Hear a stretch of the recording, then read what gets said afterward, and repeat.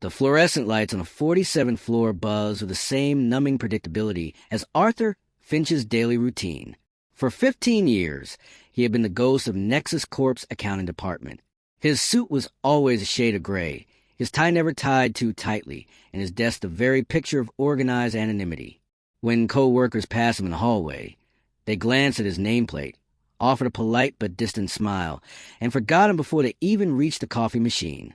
Arthur was a footnote in the company's history, a silent, ordinary cog. His most exciting moments were spreadsheets. Their sharp, clean rows of data contained a logic that his life elsewhere lacked.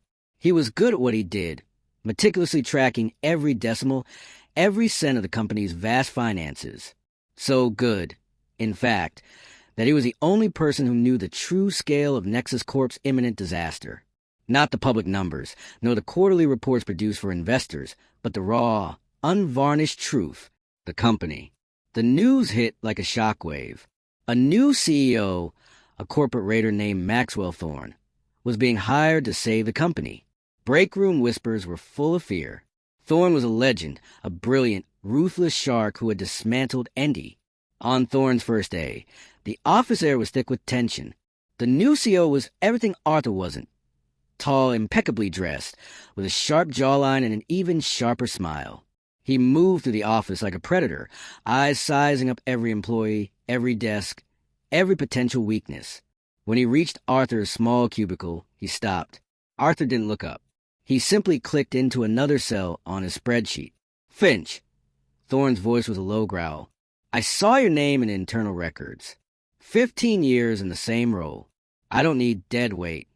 Arthur's hand froze on the keyboard. He didn't react, didn't move. He just kept his eyes on the screen. When I'm done here, half of you will be gone, Thorne continued, his voice echoing with arrogant confidence. This place will be a lean, profitable machine. You'll be lucky if you're not on the first list. A few more seconds of silence passed before Thorne sneered and walked away. Co-workers in nearby cubicles exchanged nervous glances, shivering at the thought of their own possible dismissal. Arthur simply let out a quiet sigh and returned to his work. But when the day ended and the office emptied, Arthur did not go to the parking lot. Instead, he pulled a secure satellite phone from a hidden compartment in his drawer. He stepped into a private service elevator and rose to the executive garage, a privilege no one below vice president rank had. A sleek black car awaited him. The driver, a stern-faced woman, handed him a tablet. As the car merged into night traffic, a secure video call lit up. Two grim-faced men appeared on the screen. Sir, the assets have been frozen, one of them reported. And the board? Arthur asked, his voice entirely transformed, sharp, authoritative, filled with quiet command absent from his everyday life. They're falling in line, sir. Thorne is acting exactly as you predicted. He's taken the bait. The new CEO believes he's in charge. Arthur's lips curved into a faint smile, the first genuine smile of the day. Let him think that. Let him spend the next few weeks dismantling everything he believes is broken. Let him think he holds all the power. He leaned back into the soft leather seat, phone still in hand. His eyes gleamed with icy resolve. Because he has no idea, Arthur said.